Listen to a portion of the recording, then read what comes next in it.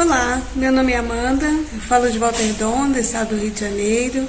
Muito contente de estar aqui participando desse projeto, promovido pelo Núcleo Espírita Fraternidade e Amor, do NEFA de Itajubá.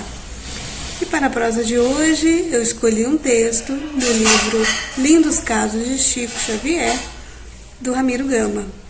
E lá no texto, lá no capítulo 130, ele nos diz que o Chico sempre fazia as preces antes e depois das sessões que ocorria lá no Centro Espírita Luiz Gonzaga, em Pedro Leopoldo.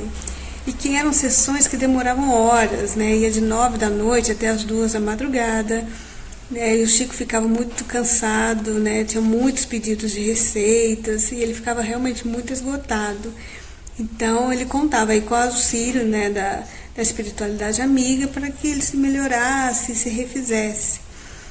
Aí ele conta que para a gente sentir o tamanho da responsabilidade e que pudesse também ajudá-lo nessa tarefa, sem que ninguém observasse, espíritos zombeteiros procuravam obscurantizar-lhe o serviço, tentando contar-lhes histórias de crimes tenebrosos para que fracassasse no seu desenderando cristão.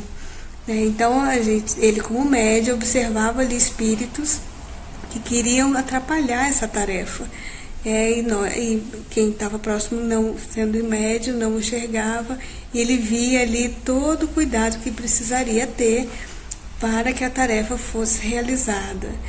E nesse sentido precisava de um grande esforço para ele se livrar dessa derrota.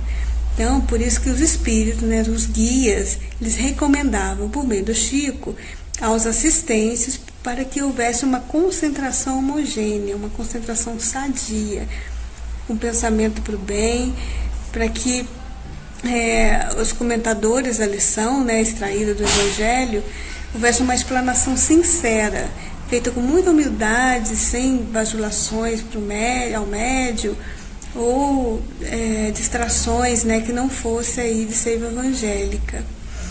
Aí então no dia seguinte, o Chico, né, após essa experimentação que ocorreu, né, das sessões, ao ir de charrete para a Fazenda Modelo, ele ainda era tentado por esses mesmos espíritos, esses espíritos que não ouviam a voz divina, né, a voz do divino amigo, e que se perdiam nessa estrada larga dos vícios, da provocação, do mal. Então era orando e vigiando, sempre pensando no bem e nessa responsabilidade como servidor de Cristo, que o Chico conseguia passar e se livrar dessas ciladas. Se parasse ou se descuidasse de orar e vigiar, ele perderia todo dia e daria de si um sinal de fraqueza.